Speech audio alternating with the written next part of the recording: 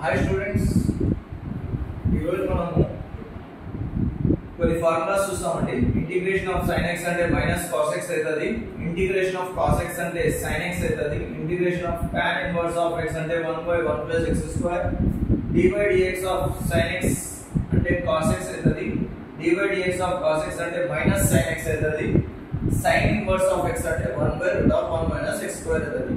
అదే cos inverse of x వస్తే minus 1/√1 - x² వస్తుంది. ఇప్పుడు సేమ్ ఇదే ఫామ్ లో ఈ ప్రాబ్లం చేయాలి. చేస్తామండి.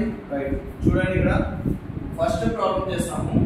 Integration of cos x divided by 1 plus sin inverse of x dx. దీనికి ఏం చేయాలంటే ఏదైతే డినామినేటర్ లో sin² x ఉందో sin x కి t అనుకో, sin x కి సబ్స్టిట్యూషన్ మెథడ్ చేయాలండి. ఓకేనా? దీనికి d/dx differentiation on both sides చేయాలి.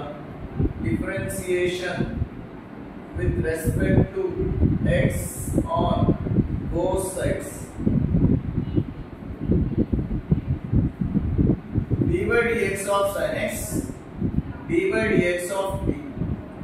ఓకే, sin x అంటే ఏమైందండి? d/dx of sin x అంటే cos x. dt/dx అవుతుంది. ఈ dx is that what we say? cos x dx is equal to dt. Clear? Given problem ఏమి ఇచ్చాడు? Integration of 1/1 plus sin² x cos x dx. ఇప్పుడు 1/1 plus sin² x, sin x అంటే t అవుతుంది.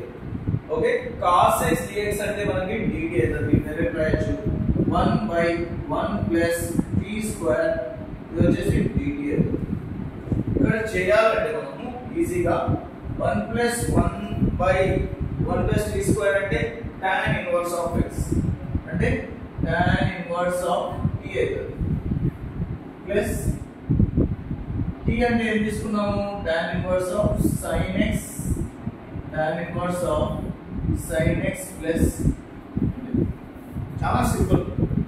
ఓకేనా?